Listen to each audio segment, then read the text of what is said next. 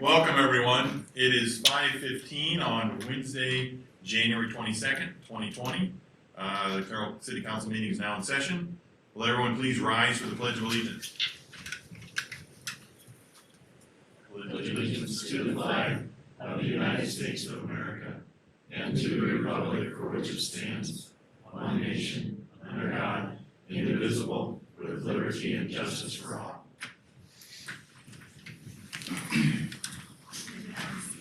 Tonight we are still continuing our preliminary budget discussion, and I think the first item, we'll get Shannon up for the CADC, please. Good evening, everyone. I think you have packets in front of you that you've all received, so just thought we'd dive right into that a little bit. 2019 was a pretty good year for CADC. We had gone through some strategic planning a little more informally than the 3-year plans we've focused on in the past. And some of the keys that we felt were important this year were continuing our housing efforts, working on some alumni contacts and developing a workforce campaign, which also leads into not only the people component, but the business component as well for those who've been successful elsewhere.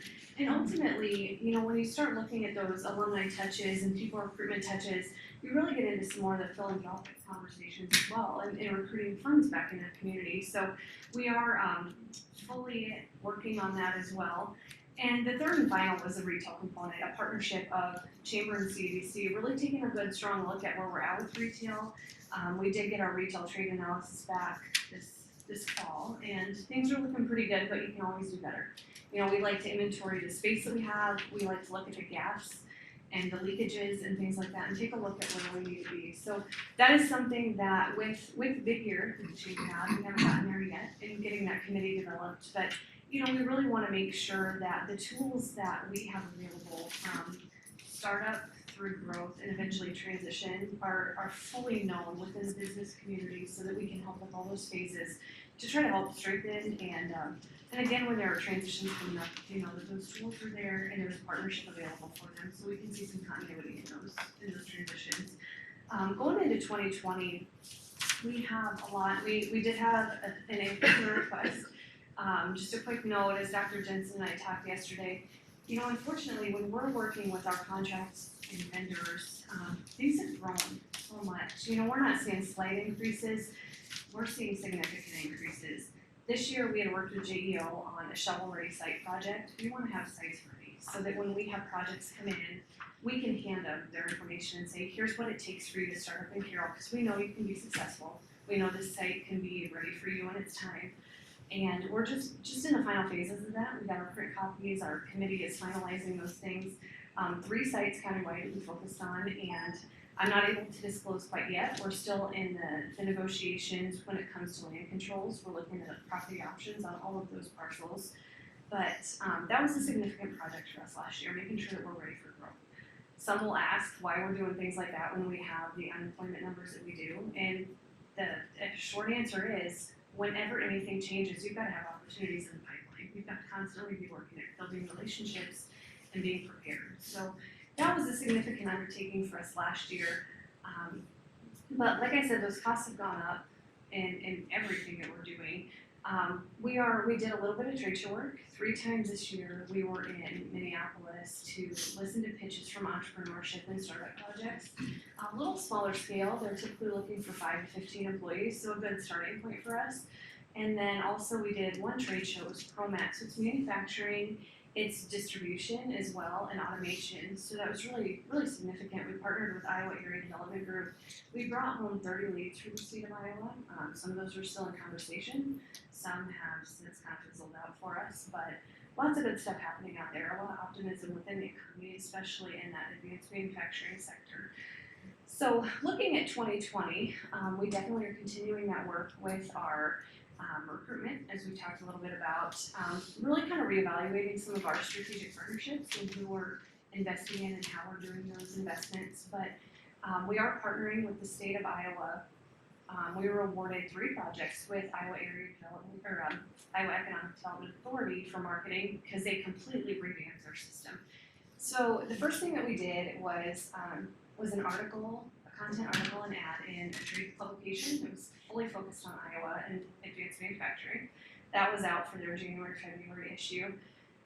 The second piece that we're working on is with influencer marketing. It's something that they're taking on because they really are understanding that for Iowa to stay in the game, it's a people game right now. It's about telling our story about the success that can be found here. So we were awarded some influencer marketing opportunity as well as market research. And the market research we're pretty excited about.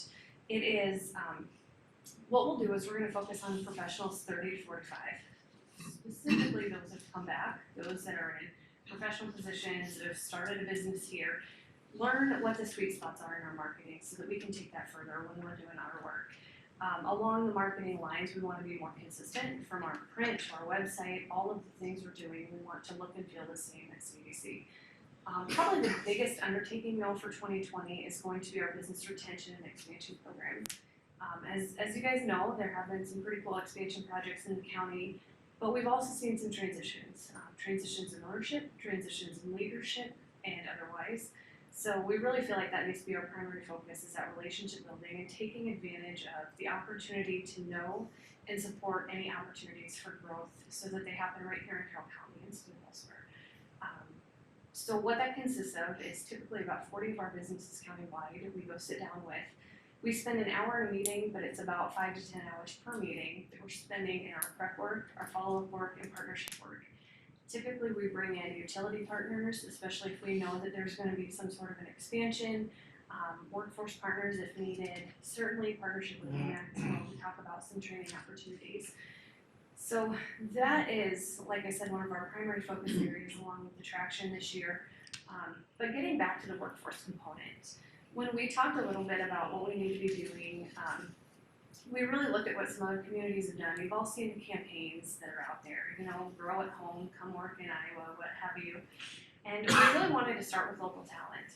A twofold reason in doing that. We don't know if we'll get to our end game in using students, but we know that there's a whole heck of a lot more talent in our high school students than I have with some of the media work that they're doing.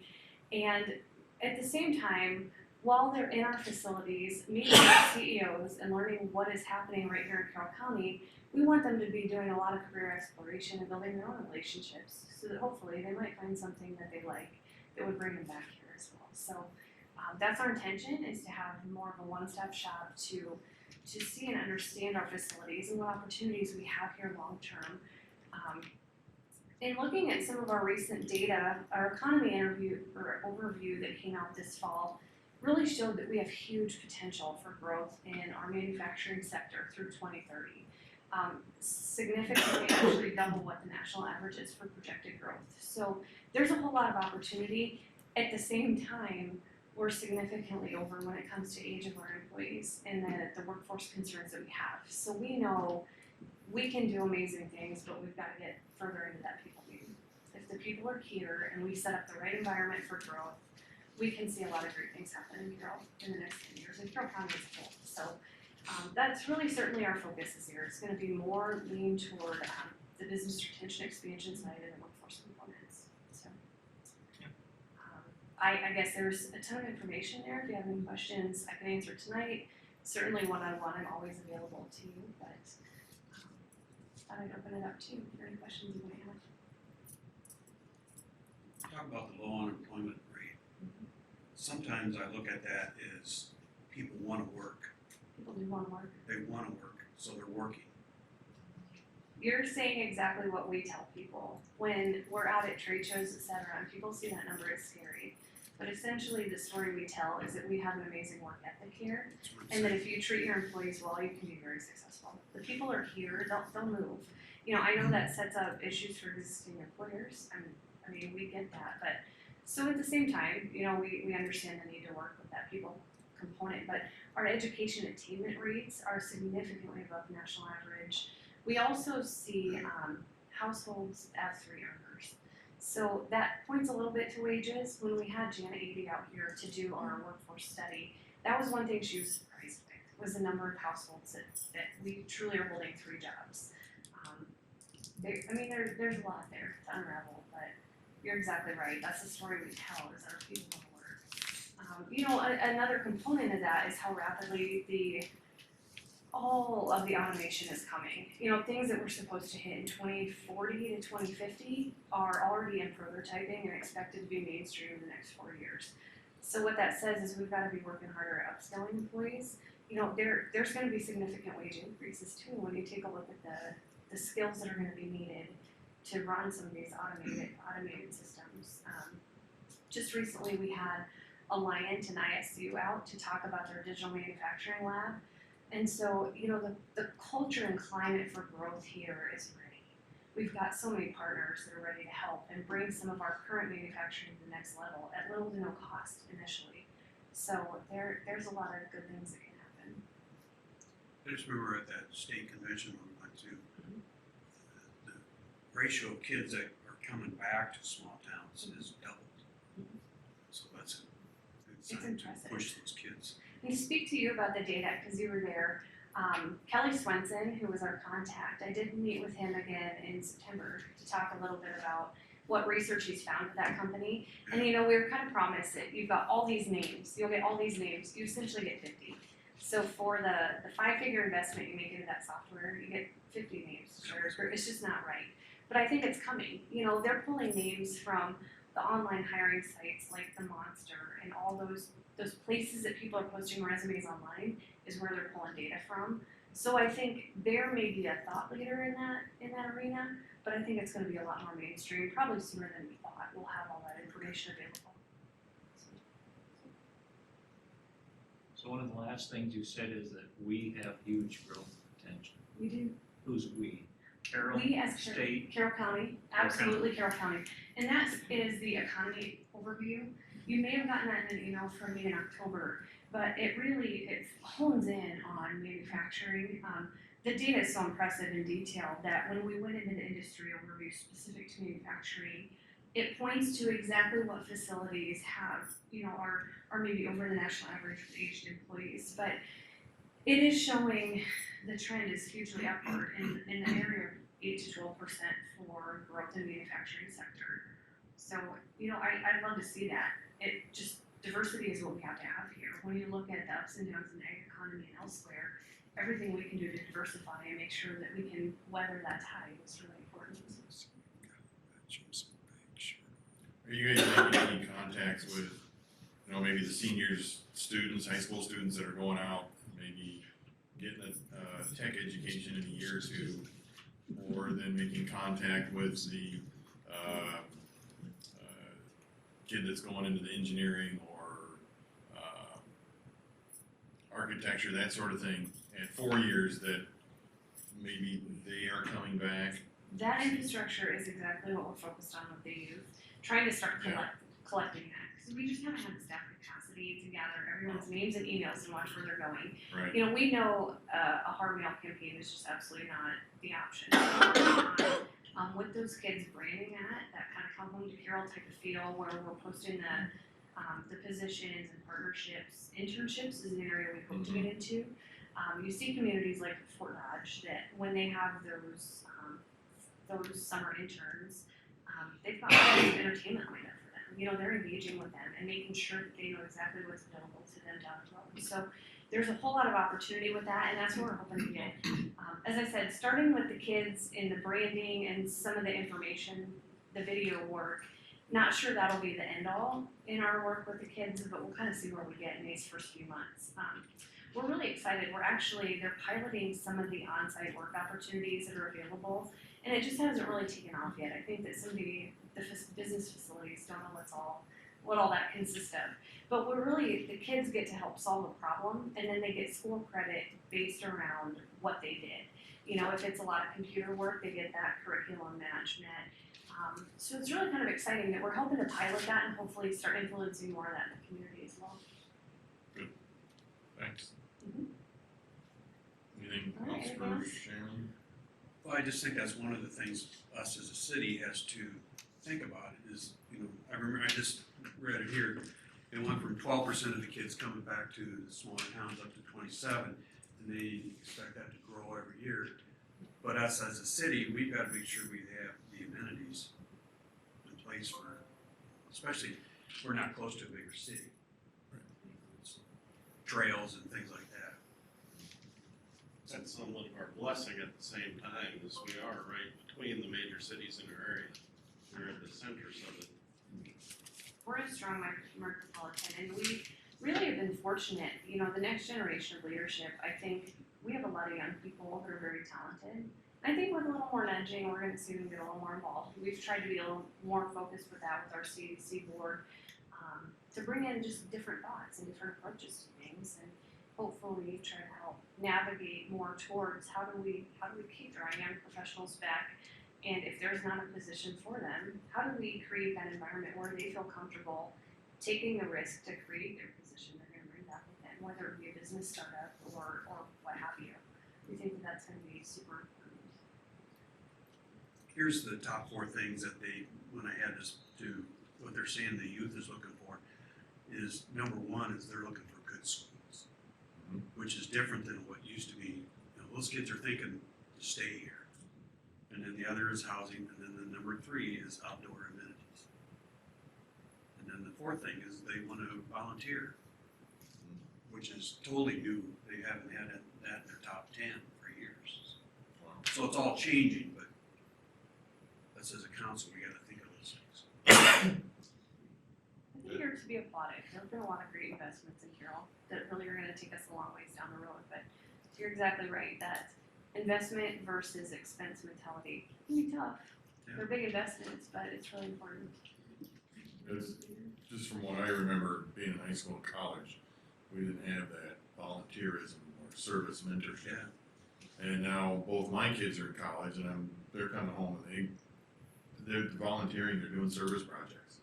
And so that kind of thing transfers on to their adult life too. Right, absolutely. Yeah. Get back on. Anything else for Shannon? All right, thank you Thanks. for taking some time, and definitely, I'll get you Greg, okay, so you can get out, yeah. all right, yeah, Thanks, Shannon.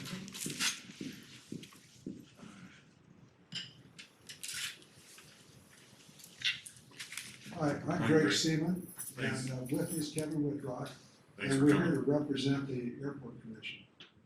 First of all, we want to thank the city, and especially Mike Weaver, for your just undying support for the last few years through all the litigation we've had. And we really appreciate the city's unwavering support because we've been successful in every bit of that litigation. And having said that, we want to talk about the budget for the fiscal 2020-2021 year. And I want to address that in terms of the projects that we've got going. And I want to also report on the helicopter project. And first of all, Air Method's live flight service is firmly established at the Carroll Airport as we speak. Now that arrangement with Air Methods, and let me explain, Air Methods is a very large national corporation, or Air Methods Inc. Is a spin-off of an LLC, but they probably operate, I can't remember the name, and help me if you can remember, isn't it something like 430 helicopters? All over the country. Yeah, all over the country, including fixed wing aircraft, 2 of which are in the immediate area. You may see one in Hawkeye colors at the University of Iowa Hospitals in Iowa City. That's an Air Methods fixed wing Pilatus aircraft. And then one that says Children's Hospital down at the Millard Airport in Omaha. Same company. Now, our agreement with Air Methods is that they're going to be here for a 2-year trial. We think they're going to stay. Their experience in the Carroll area has been strictly positive so far.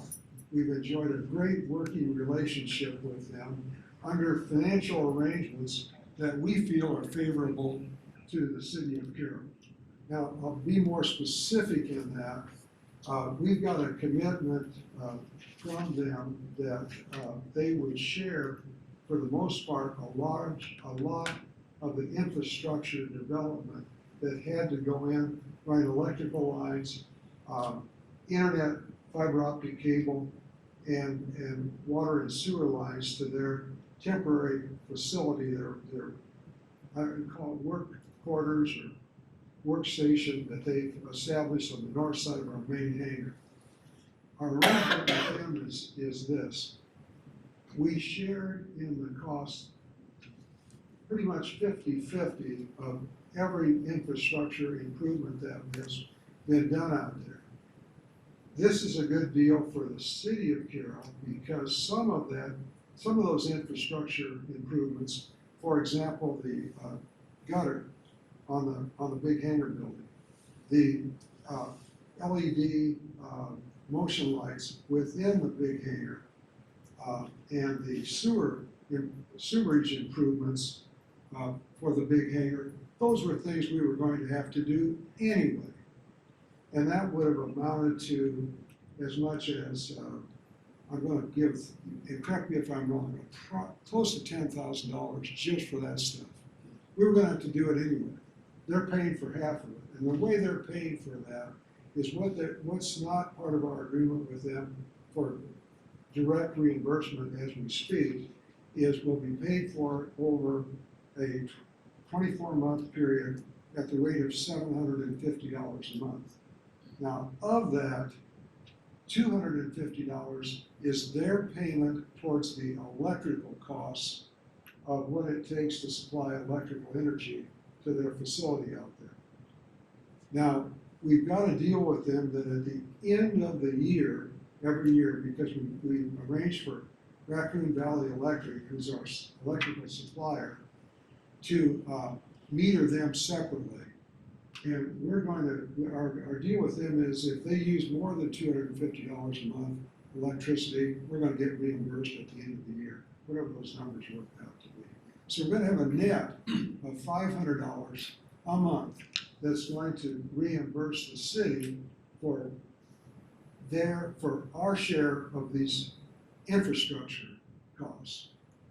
Now, it's going to take a little over 2 years to make that work, but we think, based on the experience that they've had so far in Carroll, and it's been very favorable, not according to us, but we'd say that too, but according to them.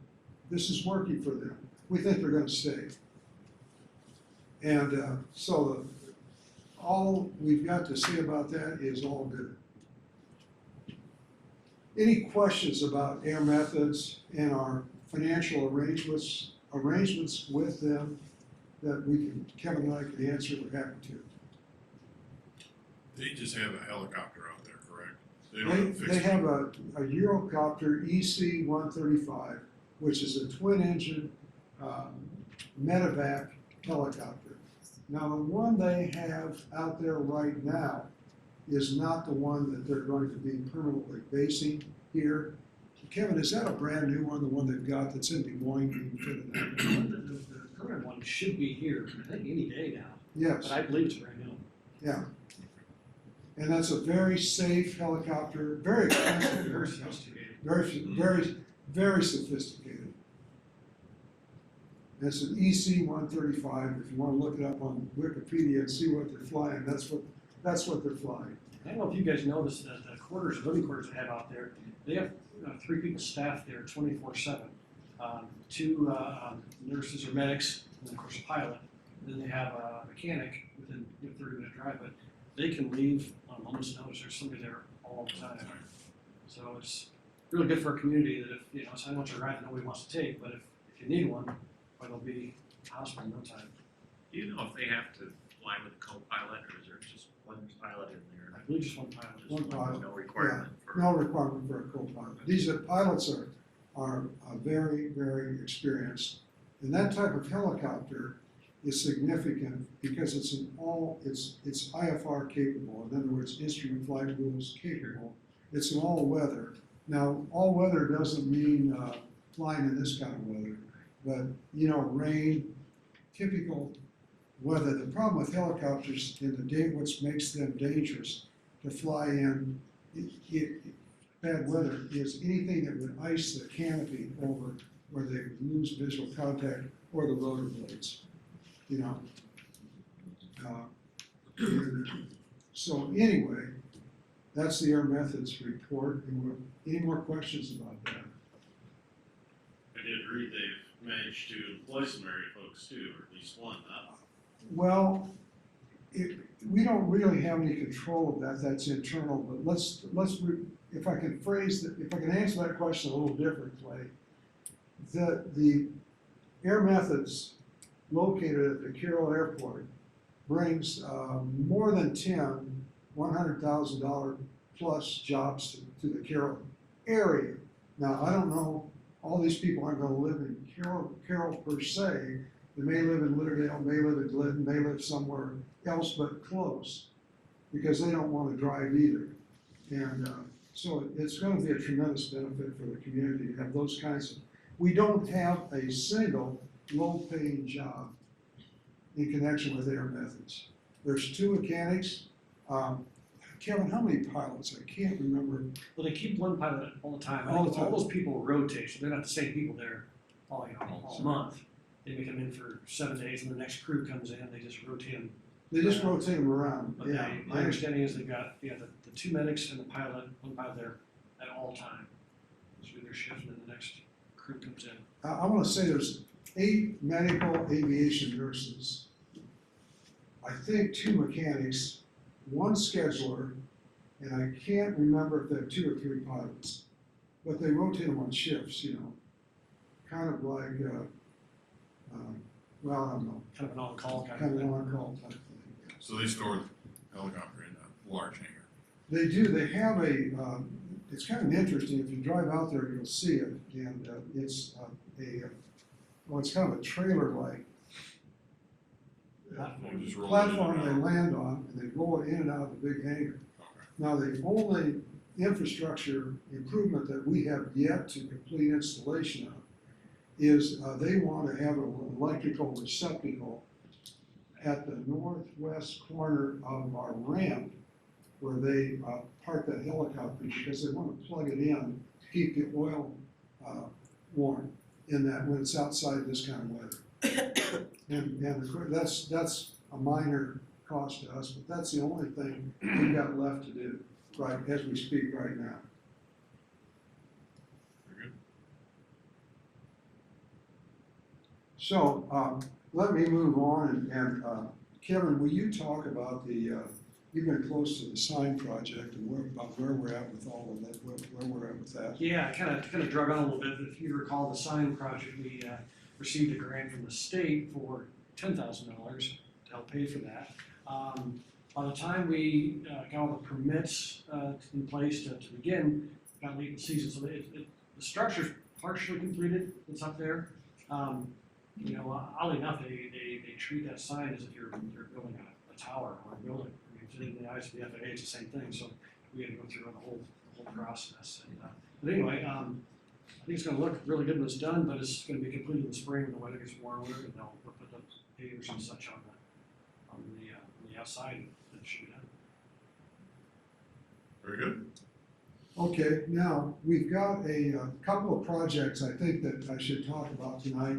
One of those projects is the completion of our lighting project for the driveway entrance deal. You may recall that we were short funding-wise on that project. So with the FAA, and believe me, the FAA has been very appreciative of the city's efforts at litigating that hazardous grain lake, which will be coming down 90 days from March 20th is the deadline when that thing's gotta come down. Now, so sometime in May, June, that thing's gotta be down, or problems will result. But at the same time, we've been working closely with Mr. Danner. He has agreed to cooperate fully. He had a schedule laid out. We've had kind of a let's bury the hatchet session with Mr. Danner and his associates, and we think we've got everything to a plan they're gonna take it down. The FAA is happy about that, so they've agreed to do a closeout grant, for, $40,865, I think, Laura, is the, well, Laura's right there, is the exact number of that grant. So they're gonna come in and fill in on a 90-10 basis for that, the whole project having to do with that driveway.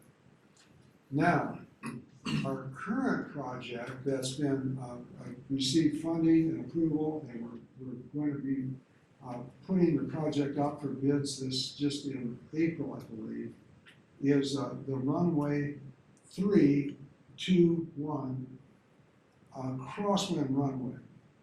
Now, that's not the main runway, that's the crosswind runway. That was constructed in the 2004 construction season, so we're 16 years into that. And we've got to do some runway rehabilitation construction on that. By that I mean, we need to tear out the sealant between the concrete pads, replace pads that have cracked, and refill that and replace the fluid or the seams with new fresh material. And we're also going to do that on the taxiway and the ramp at the airport. Now, that grant is envisions a $320,000 project. It's a 90-10 project, which would require FAA participation of $288,000, city participation of $32,000. Now, this has got to be done or we're going to have concrete deterioration. So it isn't a question of whether we can defer this. It needs to be done, and the FAA knows that. That's why the grant. Now, we've asked the FAA if they will expand that grant. And they have said that they would, because in our large T-hangars project, that would be the 20 T-hangars, 14, that are oriented east and west. There's a taxiway on both sides of that. That's a 20-foot wide, 25-foot wide taxiway. And we said, look, that concrete is just the same age as the ramp or the taxiway to runway 321. Would you consider expanding the project to include that area? And they have agreed to. Now, what they have not agreed to do is that portion of the pavement between the building edge of the taxiway and the building and the hangar building itself. So we've got them to agree to package this because we want to get a state grant, a 70-30 grant, to cover the cost of that. Now, as I said, after this Grain Lake business is over with, we're in good graces with the FAA and with the state. So we think all this will come true in this next construction season. But, you know, all's not smiles and good news, because one of the things that we're very concerned about is what are the bids going to be that we get when we open bids for this project. So I want to tell you that $320,000 plus whatever the extra taxiway and the cement work, the pattern that the FAA is currently experiencing is that bids for that type of work are running over the engineering estimates. You know, for what reason, they don't know. They feel it has a lot to do with storm damage repair and the use of concrete in Western Iowa. So we'll keep, I've already had a meeting with Mike and Laura, about 3 weeks, a month ago or something like that, to bring you up to date on where we're at, because one of the things we're trying to do as an airport commission is improve our communication with the city so there's no surprises, and that Laura and Mike are kept fully informed of where we're at with these projects as we go. But we have the responsibility of giving the city the finest regional airport in Iowa. And we're gonna maintain that outlook on what our jobs are as airport commissioners. So I wanna tell you, if the costs are somewhat greater, we're gonna inform Laura and Mike about that so they can release that information to the council. But we feel like, as much as pavement maintenance costs, that if we can get the federal government to pay 90% of something, that we ought to do it. And if we can get the state government to pay 70% of something, we ought to do it. Because that airport that you see out there is not a normal Iowa airport. It's one of only a handful of regional airports in western Iowa, including Spencer, Ames, Fort Dodge, Sioux City, and Council Bluffs. That's it. That's the premier airports in western Iowa, and we're one of them. And we're gonna continue to be one of them. So any questions about that project? Just a quick question, the concrete work, does that take a certain certified contract for that, or can any concrete contractor do that? In order to be bid eligible, you have to meet certain requirements established by our engineers.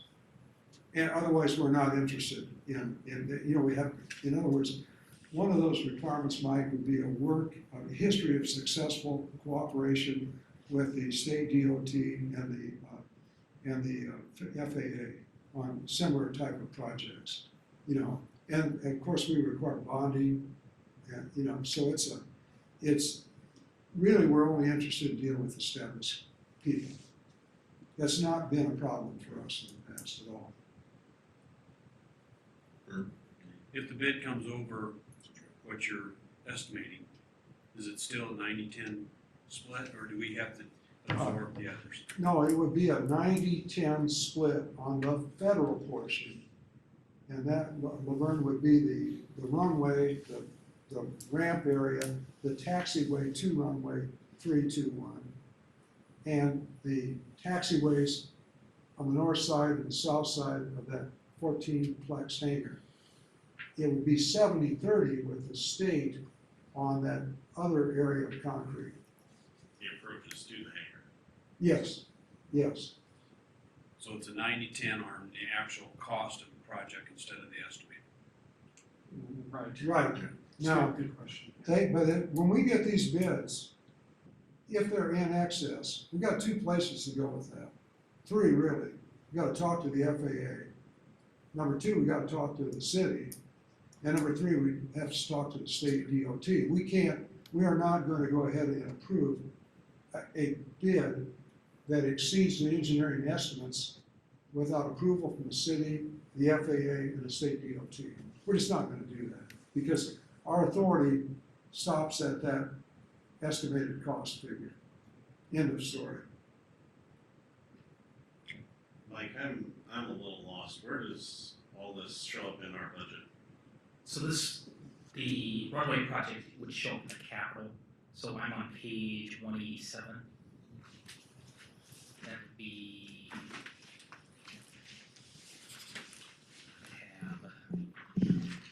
You. Okay, there we go. Capital projects. back part using the electronic version. No, that works. It's perfect.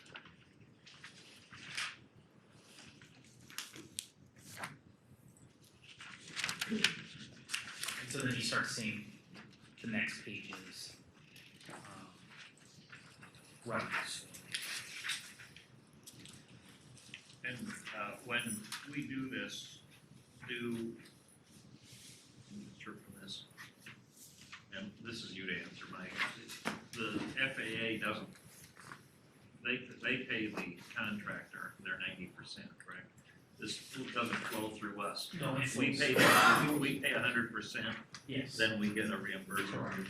Yep. And is there a delay in that typically, in that sort of thing? By a whole year or anything like that, where Well, part of it depends on when we submit for the monies, we work with the engineer on that. That's And, no different than any street project that Right. Randy would do. right, and then Same. sometimes you have to wait till like this last project till the end and the FAA has to sign off on it before you can submit So for it the could funds. affect the budget now and then. And then going forward, yeah, And for you guys, just I'm curious, that runway is significantly shorter, right? Yes, it's 3,300 feet Yeah, long and the others by are 60 foot wide, where the big runway is 5,500 feet long by 100 feet wide. I got two questions. One's how often do you need to use that? Which Second one? The 321. Actually, And so I know as for it safety turns we even out, have it we're using it quite often. Especially in the summer, when the winds Yeah. are really south. because of the wind Yes, direction. Prevailing Okay, wind. yes, and that's We're great that using you it- have it then. far more than we thought we would. Okay, good. And the other runway then, what shape is it in compared The, to? the big runway, Yeah. that run, we had a project, gosh, it was 3 or 4 years ago, it's in pretty good shape right now. Now, looking ahead on our 5-year plan with the FAA for airport improvement, state and federal, our plan is the FAA, believe it or not, it just seems like yesterday when we did all that project. But it's more than 25 years ago. And what the FAA wants us to consider, and they will fully fund to the 90% rate, is a conversion of the lighting to LED lighting. And because of the energy savings, the things just work a whole lot better. And that's next, probably on our agenda, is to get that done. Now, they're gonna do that in stages, to stage out our airport AIP funds, airport improvement funds, which are $150,000 a year, which we get from the FAA. They're going to do the runway lights first, then the parallel taxiway lights on the big runway. Then they're going to go to finish it with the 321 lighting.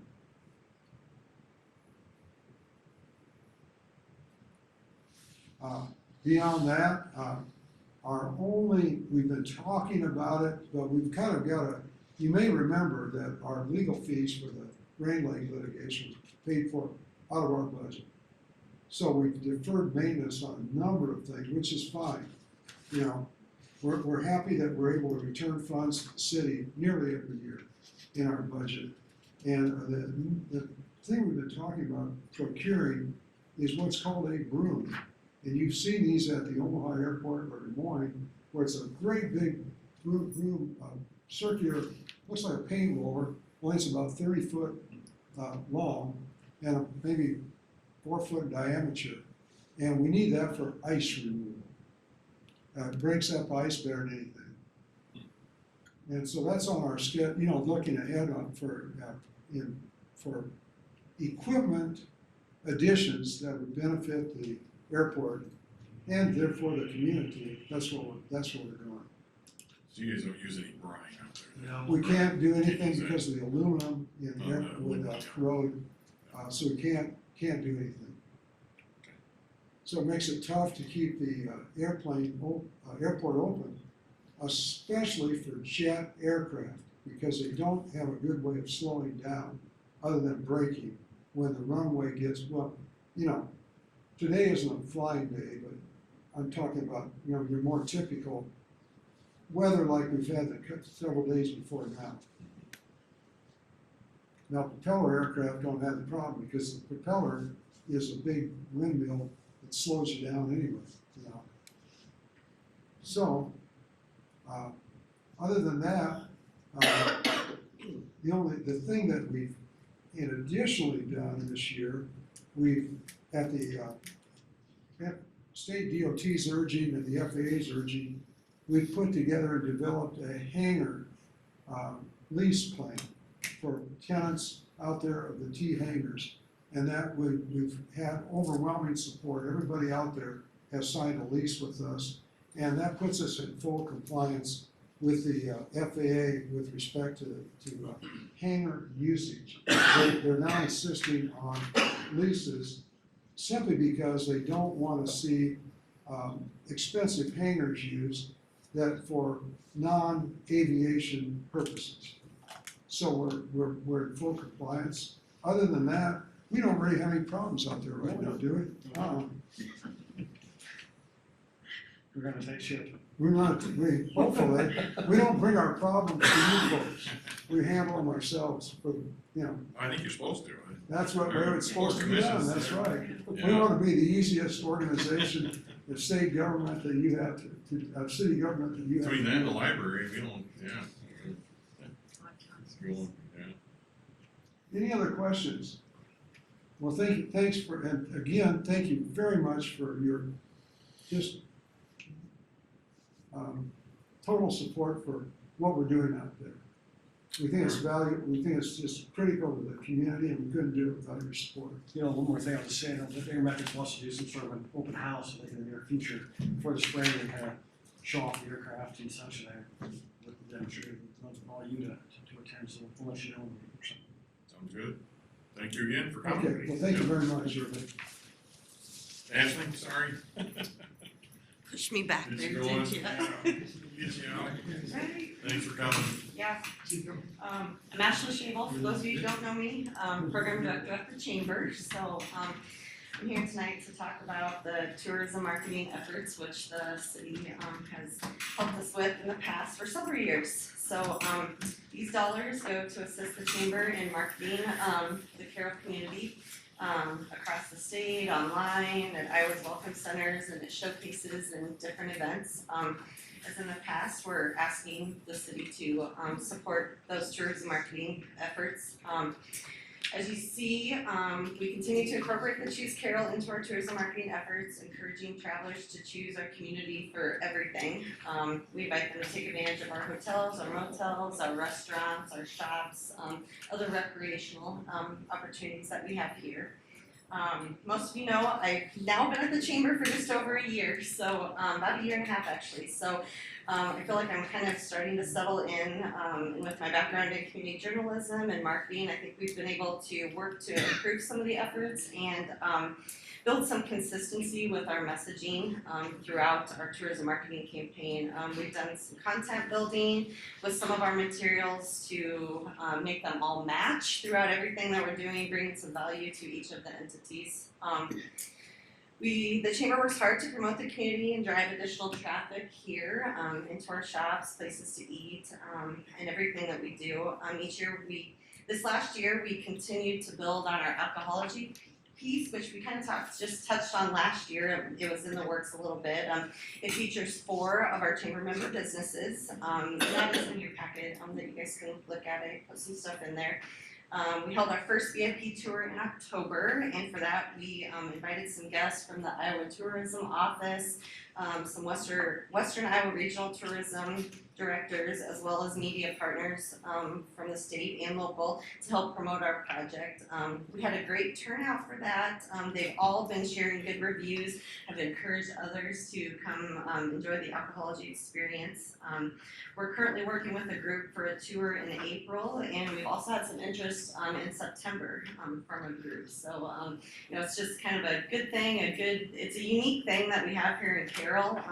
When I attend some of these media conferences and stuff, they're like, you have to do this piece because you have the brewery, we have the winery, we have tons of shopping, places to eat. We got Templeton Rye to be on board with it too. So, you can't go to communities our size and have all of that.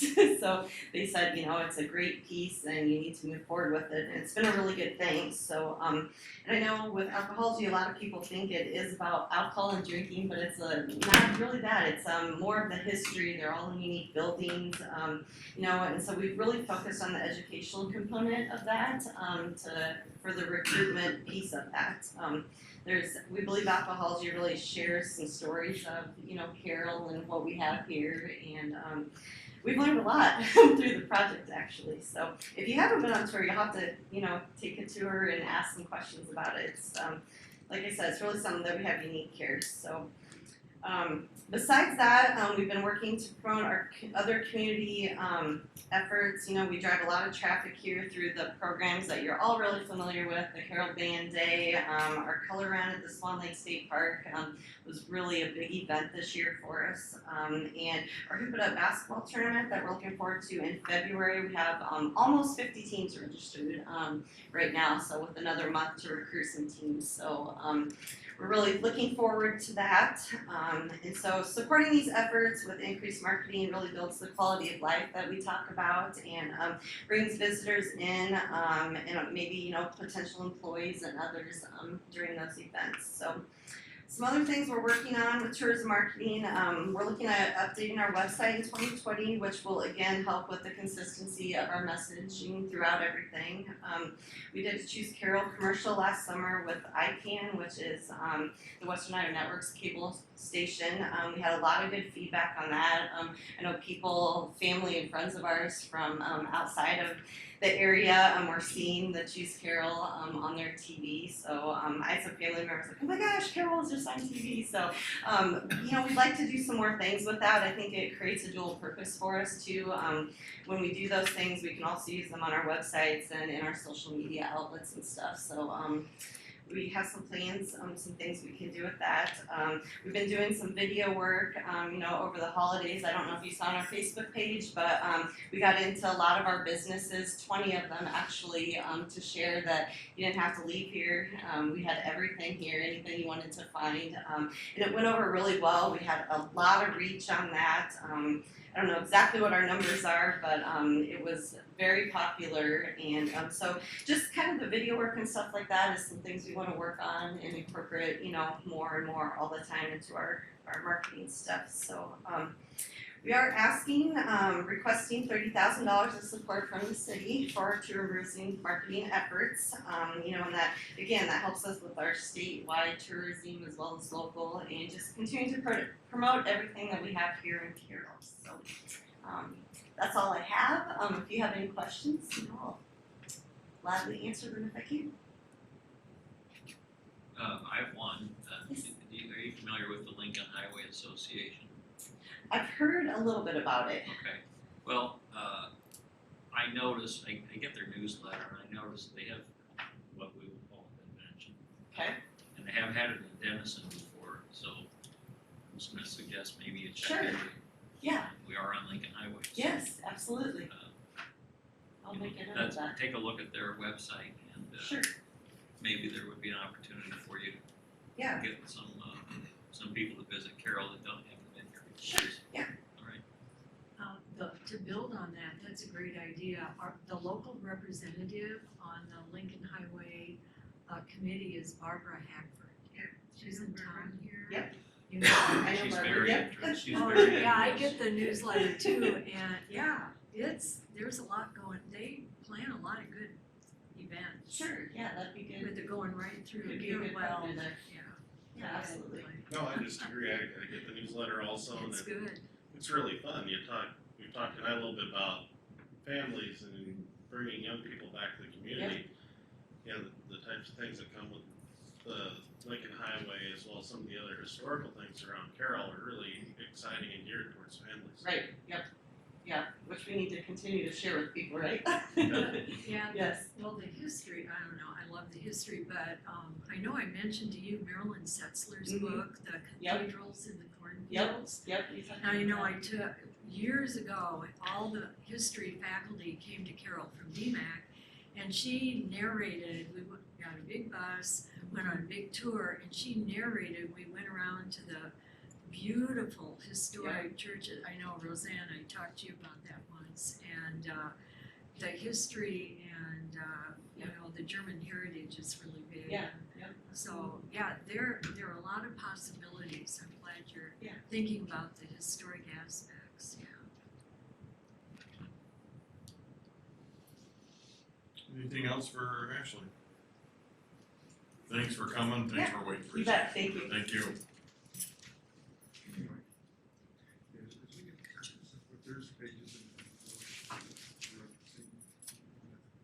We can, and this one in particular, you would find in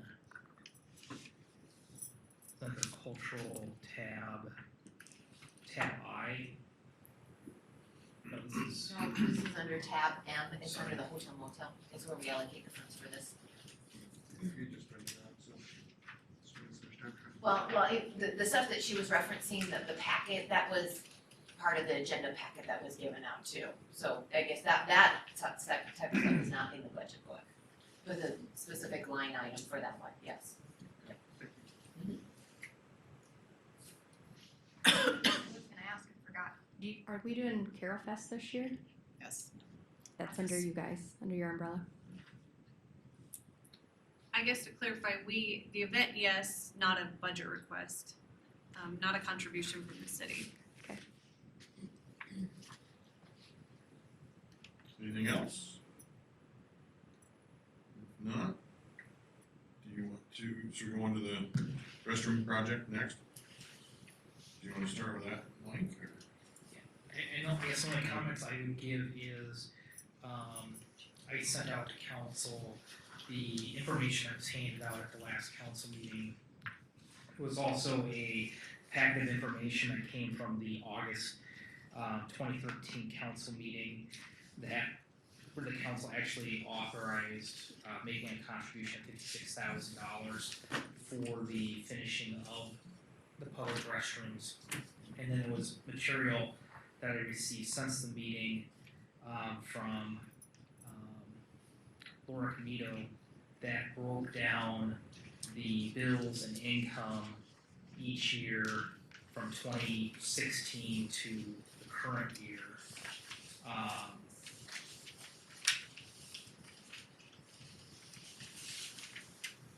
I'm realizing there's a page missing in that. 2017. I apologize. I can go on and see if I have it on my desk because I thought I had one of those.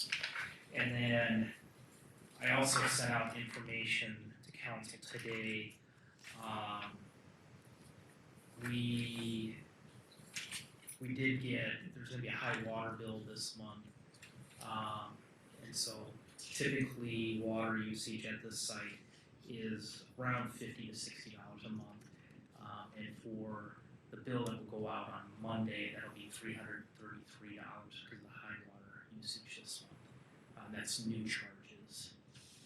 So I guess there's some background information. I'll go run to see if I have that infrastructure page, and then I guess I'd let council discuss the issue with Mr. Cannon. Unless there's questions for me now. That's right, that was right there. Yeah, this, I get, that was kind of the information that I was looking for was, you know, what it is, where they're getting their income from. There's a way then, maybe if we have to backfill some of that from the, being a public restroom perspective.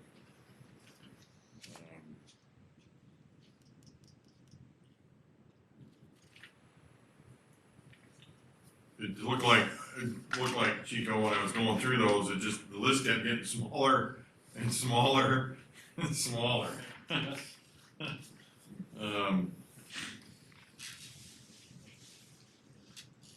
I know I've already had some people talk to me too about, you know, the funding of their restrooms and things like that. And it's like, I think the idea with this was, it was a public restroom for public. And I get that. I guess what I don't know, my idea is getting some of the businesses to help in, you know, take over that ownership of that as far as that goes, which was I think what the intent was. And then when you're running short, if the city backfills it, but you gotta have that consistent income up front too. So. One of the questions I have is from the August 22nd, 2013 agenda packet. The statement about the Rotary has committed the $2,000 and $3,000 donation actually at the back. There was a comment about perpetual fund. Services. I believe it was a $2,000 perpetual fund they're going to be responsible for, if I remember correctly.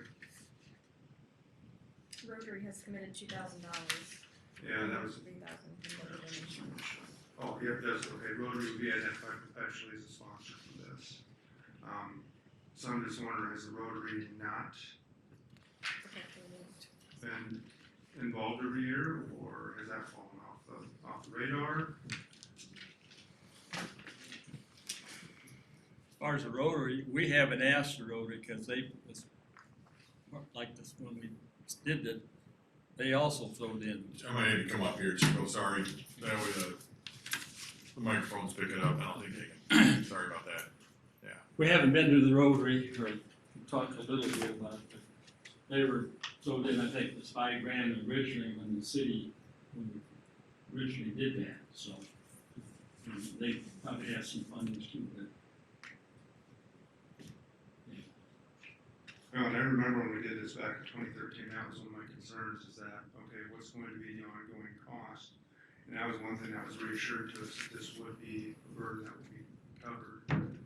And so, I'm not surprised that it's coming back and asking us for support, but I'm not in support of supporting it. My big concern is, it's a private building, it's public funds being committed to it, and I just don't think we're responsible for that.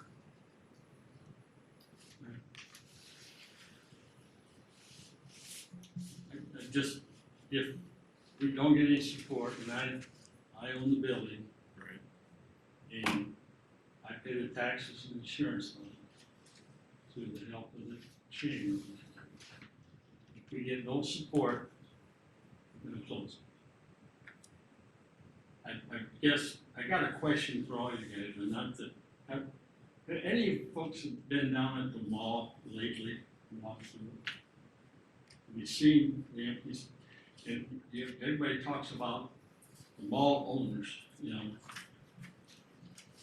where they at in this. Well, to keep that mall alive, just the mall association fees, other than the rest. In the mall, it's about $1,500 a month to do Mid-America, the cleaning, the video, administration, the lawn, whatever it is, snow. I mean, that's every month. I got it broke down to what every individual landlord pays just to keep that mall open. Besides that, nice, I'd like to take you trip, but just say this is the mall. Say that's store on this side, store. They own a half of that, so they also pay the taxes and insurance on the square footage of that mall. So do some of the business owners in the mall own the part that they're in? Is that how it works? The business owners, or the landowners own whatever square foot of the mall, they own right down the north, the west, the north side owns half and the south side owns half. Of the walking part there. Right, walking, yeah. Okay. So the owners pay the taxes and the insurance for that portion of the mall also, other than over and above these expenses that they recoup every. Okay. You know, so everybody can picture that, I think. Yeah. Did I show you that? Yeah, once? you came down, How I that came is. down and we went through all that. Yeah, so, you know, Right. Yeah, it's like I know that, you know, we put the money in to make a public restroom, but it's, you know, I think the whole idea was that it would be perpetually, it would take care of itself, I remember that. I agree, And- but that doesn't work Right. that way. I know, and it doesn't, I know, and if it doesn't work, I guess it doesn't work, unless someone has an idea, but. I have a few. Okay, okay. We as the city have become heavily dependent on the local option sales tax. Okay, who generates that? People that are in the malls downtown, people that are on Adams Street, Lower Camino. And this I see as an unintended consequence. I'm glad that you found the information from when we were on the council and this was brought up in 2013. And I guess I still feel like we should be a partner in this because I see if we could figure out a path to be a partner with the chamber who they've upped what they originally were giving $175 a month, and now it's what, Roseanne, 187, almost 200. And I just see that we want to be proud of Carroll. We want to set ourselves apart. You heard Shannon and the things that are going on, and I think that probably we could find a reasonable amount in the local option sales tax. We all have our charts that we were given for the budget book, and partner with the chamber. But, and I've told Chico this several times, we did have, it was an informal agreement, and I know where you're coming from, Mike, and I've struggled with this, but I see this as something that's important to keeping our downtown viable. And especially, you know, that children's shop there in the corner and people coming in with kids.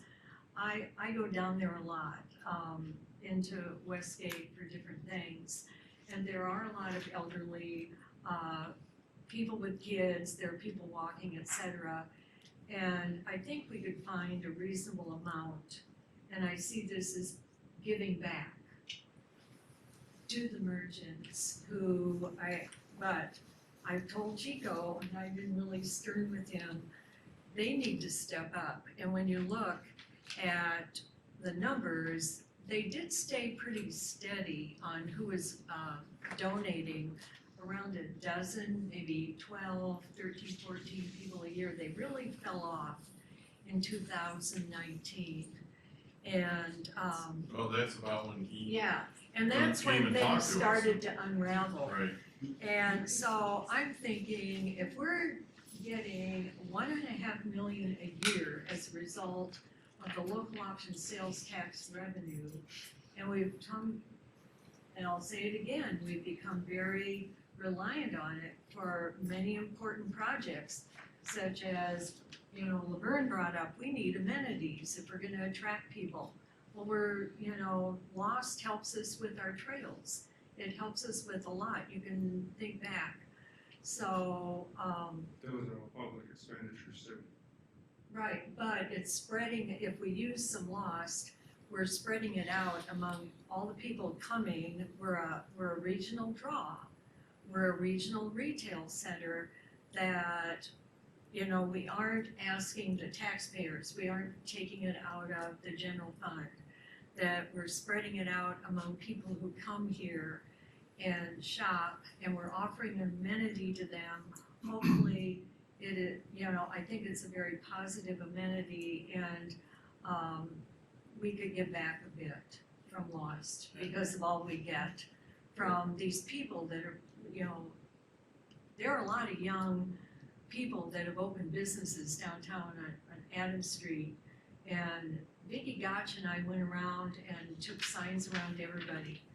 And we went to over 200 businesses, and I hadn't been into some of them, and even down in Adams, these young people that are making their livelihoods here in retail, and are doing an amazing job. We were so impressed. So I think there is a path that we could partner. I'm for partnering, and to me, it's logical to look at what we could do on a yearly basis to help out the retailers. But I think you need to look at 10, 12 people stepping up consistently, Chico, if we're gonna partner. And they came to us about the project and how important it would be to downtown. And if they really believe in it, I know Laura does, you do, we could get a dozen people to chip in that 240 a year, and maybe we could chip in a few $100 out of local option sales tax every year and then just keep the chamber where they're at. I think it's generous. Can I I just, don't know, could you rally? Well, Doesn't I'm people- willing to do that, but it gets pretty disgusting. I'm willing to continue I mean, on, and I know that Ginny and Hallmark's Yeah. really good, and, somebody's gotta take the time, send these letters out, and contact them, and. They but just she's do been an pretty good. automatic withdrawal. Yeah. Month, Right. like, And I think, transfer. some of the letters and stuff, I think the chambers had helped us send some of these out sometime. I mean, make them up, and we told them kind of who, Yeah, yeah. so they've been also very supportive in this. I mean, you had a letter in there that was pretty, yeah. Yeah. pretty well, I mean, even if it was on a postcard or something, but Oh, it's. just an actual letter, Yeah. it could be the same thing all the time, see, there's not any work, once you get it put together, Yeah, there's no work to keep it right, going. yeah. But maybe. But I guess where I was getting at is, I mean, I don't mind helping, but the agreement was Eric, I- businesses would I have a help. I'm question. sorry, yeah, I'm sorry, go I ahead. mean, the logical question that's coming to my mind is, I'm not against this, but I agree that we have to have some sort of an agreement, but what are we going to do if somebody from the other side of the mall comes to us now and asks to furnish their bathroom? I mean, what are we gonna do? Or They anything don't- else for that matter. Any business downtown. No, they don't have a public bathroom in this. But they have bathrooms in their facilities I and understand, but the reason, in their buildings and, just like what Carol was saying, the reason we started this back then, I had a person from Audubon call and said, I'm never coming back to Yeah, you Carroll said Keep, that. and I told you that story, and that happens, and it's just like, we don't want them people, customers going to the back room that have to. no, we find don't, but stuff, but, you I think know, we have to figure this out some way because somebody else is gonna ask and then we're gonna be feel responsible for that too. That's not fair. But I see this is out in the mall, it's a public space, Chico donated the area, and several of them came to us and asked for a public space in the mall because they didn't want people using their restrooms that their staff could use and so on, Agreed. The yeah. problem is But it's you not bring up public a good space, point. it's common space. It's not public, it's privately owned. You know, if Mark comes to pick on you, if Mark comes up and wants us to clean and maintain his bathrooms. I would take We it. open that process. Yeah. If we start this precedence, where do we say no and how do we Because- say no? and I'm serious about this, I'll donate that to the city. I am sure you would. Well, That was never part of the agreement. I know, I'm just telling you. Yeah, this was never part of the original deal. I understand, I get the that things original thing change, that isn't working, yeah. but it's still private property, and I have a big issue with spending tax money on that. Did I also hear, I wanna clarify, I don't know if I read it somewhere but in order for the golf place to be down there, aren't they required to have a bathroom in this building? I think Did they have their own bathrooms now. So, That helped them get there originally, but they ended up putting another bathroom in for them. I don't know quite how The new owners had a open house and I went down there. Yeah. I was thinking in order for them to have No, a they liquor have license bathrooms. though. Yeah, they have bathrooms inside their facility, Yeah, it's so in they their don't need it facility, anymore. yeah, right. So when they go to reapply for their, alcohol permit, they have facilities inside now, they don't need that public restroom now. But you're right, originally it was, Okay. that's the way it was set up, yeah. I think we're already committed to this because we spent $56,000 in a private entity. So we jumped that hurdle and, Which you still know, it was never become a city entity. no, but, go through the mall and we have lost people. I think we need to do everything we can to keep our downtown vital. And it's just a small area. I think a lot of people use it. Is there a way maybe we could get a couple of these, the chamber restroom committee, Tom Langle he's no longer down there. Right, I don't know, Tank, I know you were there, Adam here, and The Rotary isn't on here, and it does Is say there that they were some gonna be a perpetual, so. Rotary. Where is that? Right in the. So where was it stated that there's a chamber restroom committee? Chamber restroom committee members, it was laid out.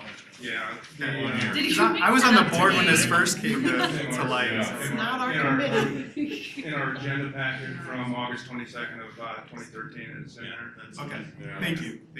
It was part of the agreement set up so that there would be a committee to make sure that there was going around getting funding to keep the cleaning and the supplies and all that. And they would go through to the businesses and raise the money. Well, I don't know whatever happened to that. Chico's just been doing it all himself now. Right. And that's where, you know, it's his building, so he feels responsible to get it done. You know, I praise him for doing that, and you know, that's where if the businesses are willing to help, like they had been, it had been pretty good up until here, just the last year or two. You know, if there is that shortfall, and I think he's been making it up, which again, his responsibility, it's his building, but we're also using it as a public restroom. You know, I don't mind doing that, but I don't think the city has to cover the whole cost. That's, yeah. Well, I And I don't think that's agree what- with you 100%, right, right. and we'll do what we can, but I'm just Right. trying to, you know.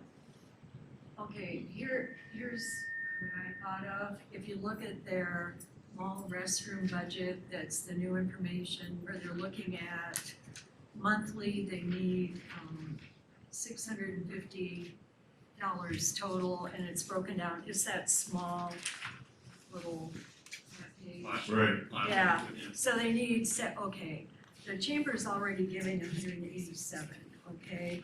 And, that is, 29. Carolyn, that money, that 187 does not go towards maintaining this restroom. It goes, pay the taxes and insurance on that.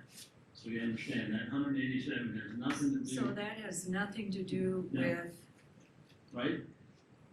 We pay that to you. Right. Then That's you for the decide tax. where it goes. And that's how I pay the taxes, insurance, and, you know, I should. Something And like $8,000 putting the roof on it, you know, that's.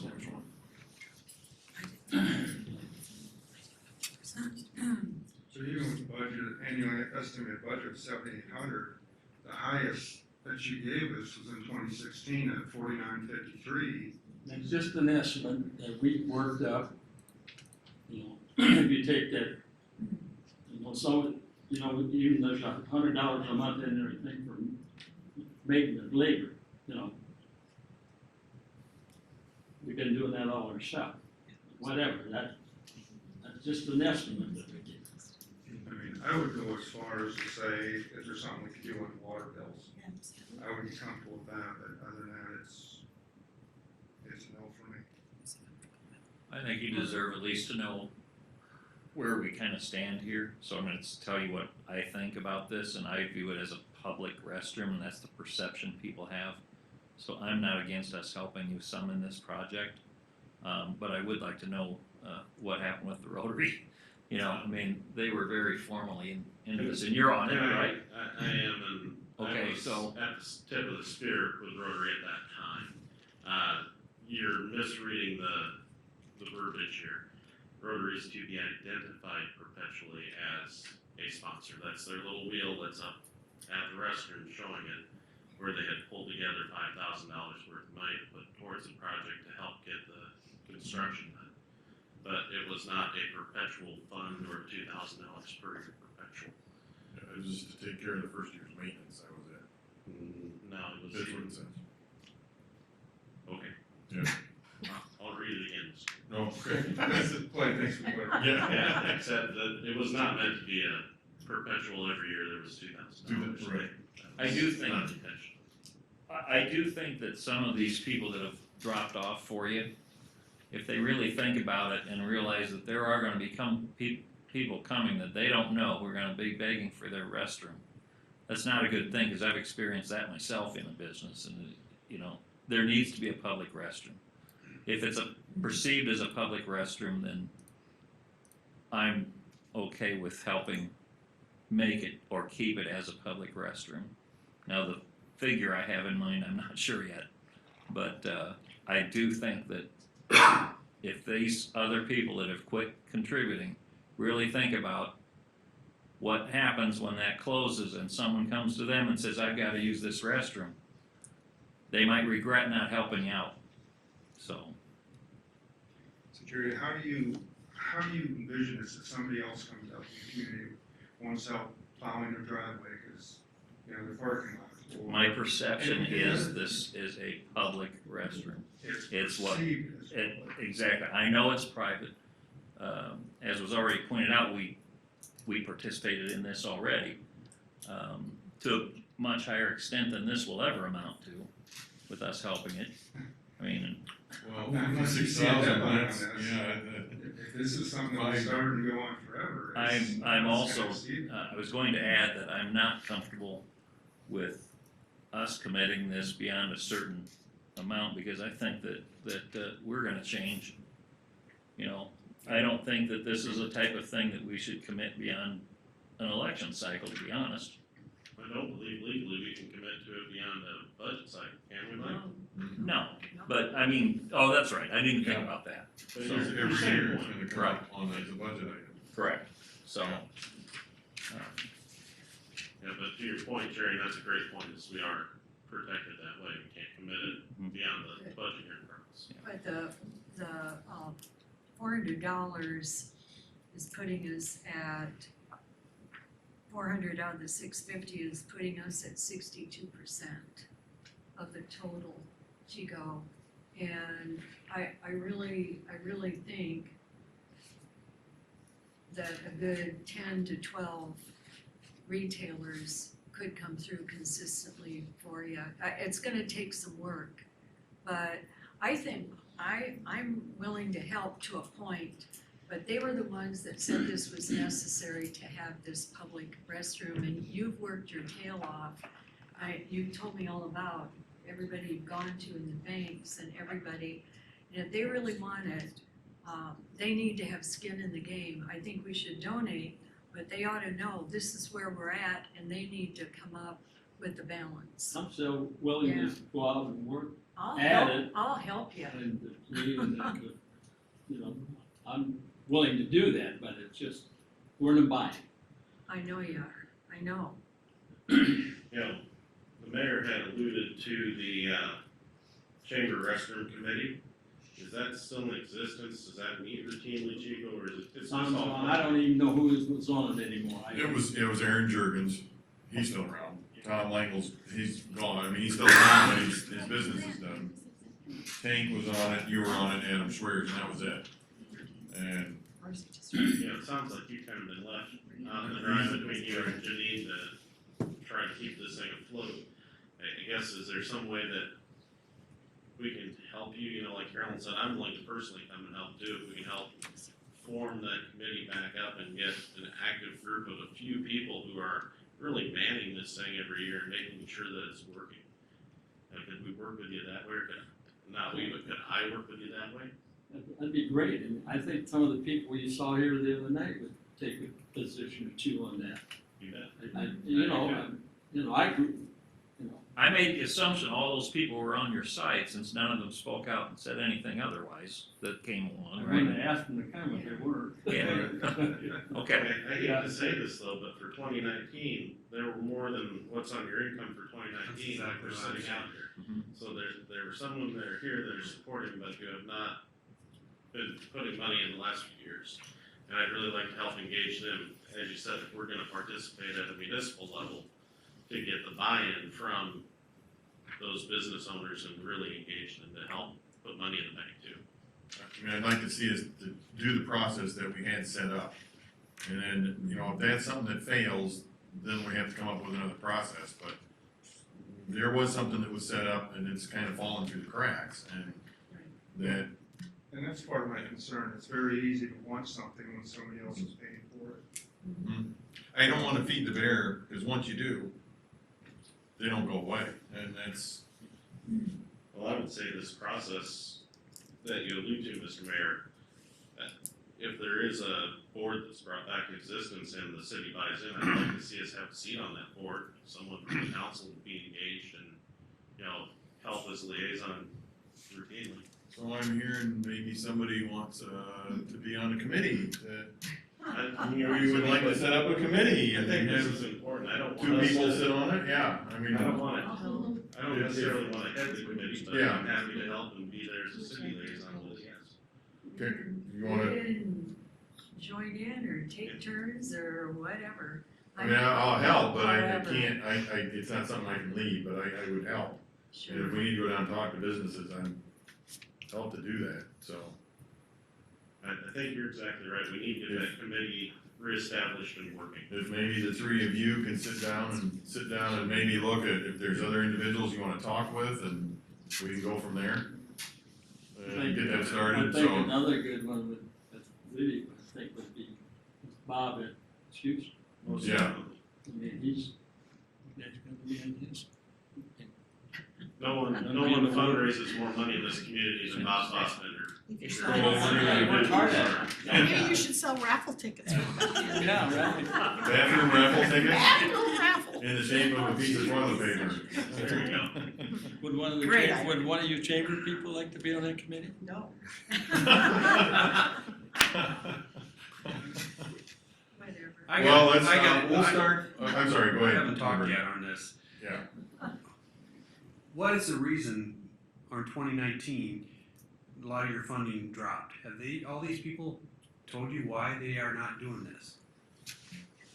I don't, well, I No, don't you're go talking- out and you're work, talking we send the two-thirds of letters them. out and that's what we got. I'm not out there.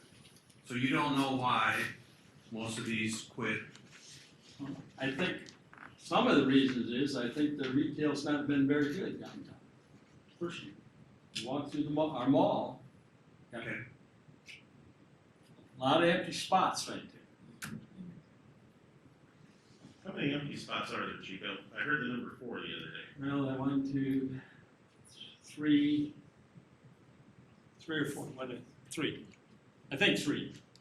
Where the jewelry store is, Yeah, Lord, what about where the barber was? and that's that's part of the same. That's part of the Deal. same, okay. And Edge 2's gone now. Those two. Christopher Banks is gone. No. No, I mean Osweiler's. Osweiler's. Yeah. And But there's a fair amount of them that are still there that are on your 2018 and preceding lists that have not done anything. that's right. And you don't know why they haven't done anything. Okay. That could be one of the things that the committee goes to look at. And the other thing I'm a little concerned about is on your last page, you got the annual amount at 7,800. We're looking at 3,400, different numbers. There's nothing close to 7,800. At 7,800, we just did an estimate. If we put everything in it, if we, instead of us fixing the stuff, which we do ourselves, or we can continue that, but that's just an estimate. Okay. We can get by a lot, hopefully less than that. The previous years, here's 3,000, 3,400, there's 5,000. All of a sudden we're going from 5,000 to 7,800. I just, there's some inconsistency there. Then the other thing I don't think I've ever heard is how much do you need? You haven't actually told us a dollar figure. You haven't asked for that, did you? You said 400. Yeah. 400, Yeah. okay. Well, the original document from August of 13, they speculated the total annual maintenance and materials would run 9,000 to 10,000 a year. And that's for the whole thing, when this was, before it was built, Chico. It's all broken down for us. I'd like to throw if the city would, the water bill's a big issue. If the city would say the city would do the water bill in $300 or something like that, something in that area. throwing that out. But, you know, I get that, but if we don't have the consistent numbers, the 300, another year or two comes 400. And another year or two may come 500. I mean, cause you're not getting the donations coming in Well, to help offset it. Yeah. That's why I say something has to be consistent, and that's where, if the income isn't consistent, where are you gonna go with it? Yeah, So. it's a restroom job, this is kind of a poo job, a poo position, isn't it? You know, we've got, I think I know what happened here, and I'm certainly not pointing a finger at anyone, so Chico, don't take this personally, but I think this committee fell off and didn't help and didn't run the business of the bathroom. I really am hopeful that if Carolyn and I and Chico and some others can get together, get the wheels back on the bus, get a committee meeting routinely where the business is being run right, that it can cash flow a lot better and work out better. Exactly. What is the water and sewer bill? Well, typically it runs, like I said, it's $40 to $50 a month. Well, we I have to think have- they correct you on that, but it's 150. Well, I have the printout right here. Oh, you do? Yeah, it's typically 40 to 50 a month. The problem is we've had. Oh, yeah, it's we've the had the high yeah, water right, issues exactly that's the right. problem. Yeah. See, once again, back to maintenance and taking care of those businesses. You know, and that's a little bit of where I would get a little concern of is, I mean, if the city's gonna do contribution, that's a policy decision, and you say, okay, we're gonna do water. But if all of a sudden now we don't care about making sure the toilets are running right, you know, now we're gonna be down a bad Paying situation. the water bill alone, isn't it? As if the Well, toilet's I not agree. maintained, the water bill goes Yeah. right through the roof. And you know, we try to catch this, I mean, I know. Deb does a good job trying to catch it. Again, I think what happens is somebody, when they lock up, first patient out there, so we don't have somebody talking all week with people that would walk in there and make sure the water's not, you know, the stools ain't running or something, but that stool runs all night and nobody knows it. See? Our deal is, we got somebody now, hopefully that will, you know, up in the morning, you take a look at it, and whoever leaves at night, what's her name at the coffee place? Talked to her today again, that she makes sure, walk in there, that there's an issue. That's what happens is. And it takes a lot of water to run. I mean, I had a toilet run over the weekend at my house, and that was about $100 water bill. You know, so I know this month, I mean, Yeah. You're getting hit with about a $300 water bill. And, I mean, that's a really long running toilet. So who wants to, I guess you can we'll just start with the committee with you three, and you have a fourth one, Bob Fossbender. Bob DeGrader, 215, I think we should talk about having somebody that's in the mall every day. I'm not Yeah. there every day, and I think Janine. Yeah, what about Janine? She's Yeah. got an interest. Yeah, she's been Or doing all Laura. this anyhow, and she's Yeah. doing she book knows work and this. stuff. She'd know way more than the rest of us, wouldn't she? Yeah, really, I mean, and she works hard, and she's been cleaning this herself all the time. So, I think we gotta get out and bring this idea to her and see where it goes. I guess I would have a tentative proposal, and I know we're not voting on anything here, but let's float this idea out and just see if it has legs or not. Could we put, say, $4,000 worth of the budget, allocate $4,000 for, might help me, some miscellaneous use, I don't know, something, have it set aside so that we have it there. If we can come to a good working arrangement and get this going, then we can consider it at council and either appropriate the funds or not. And what I would suggest is something like hotel, motel, or local option sales tax. Absolutely. I mean, that's not gonna affect the levy rate, and so we can make that adjustment pretty easily at this point. And we don't, you know, for sure, if we put it in the budget as that, we don't have to actually commit to it at this point, but I think it'd be real important for the three of us and some of the others to get out and get some work done and then bring it back to the council to try to. Maybe we could bring it back at the time to do it the next meeting on the 28th. But, If it doesn't get put into this budget and council decides later they wanted to, like, spend it out of this, we can do a right, budget you amendment can at do a a later. budget amendment later, Thank you, okay, Mark. all right, Thank you. You better get. that sounds good. Cause I think ultimately the council has to vote on that. Yes. As an issue anyway. So. But if they can work together to maybe get some information that would allay some of the other fears, I think then it's okay. All right, Very good. sounds good, thanks Chico.